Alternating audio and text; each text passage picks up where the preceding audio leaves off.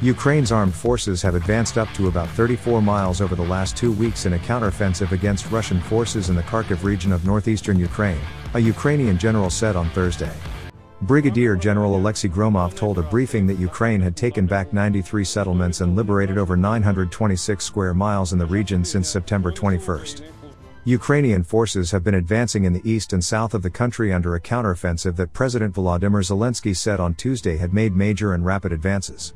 Gromov said Russian troops were fighting to slow a Ukrainian advance out of Kupiansk, a recently liberated railway hub town, the loss of which he said had significantly complicated Russia's logistics in the area. In the direction of Kupiansk-Sawatowe, the enemy is attempting to slow the progress of our forces, Gromov said. It also comes amid Ukrainian counterattacks both in Kherson, in the south, and near Kharkiv, in the north, which have inflicted heavy casualties on Russia and returned swathes of territory to Kyiv's control. Ukrainian troops have been attacking in Kherson for more than 2 months but, until recently, had achieved only slow progress.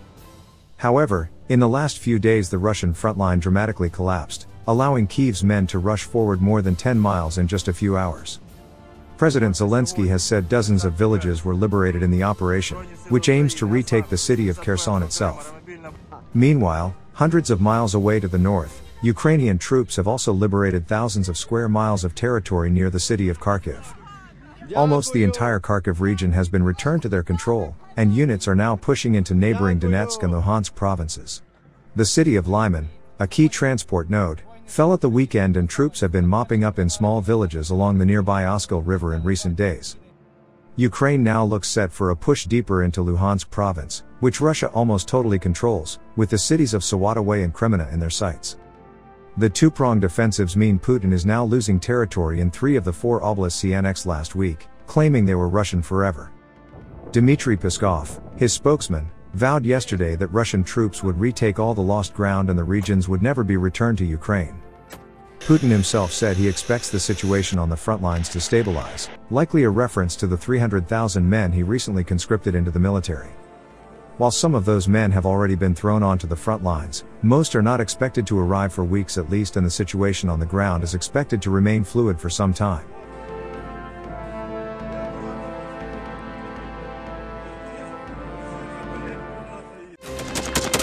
Thanks for watching, and don't forget to subscribe. Also, if you want to support Warthog Defense, please become our member and get early access to new videos, exclusive members-only videos, and become administrator in comment section. The membership link is in the description. Rescues every day. We had a guy last week at 6 rescues in 6 days. You know, he's doing the job every day.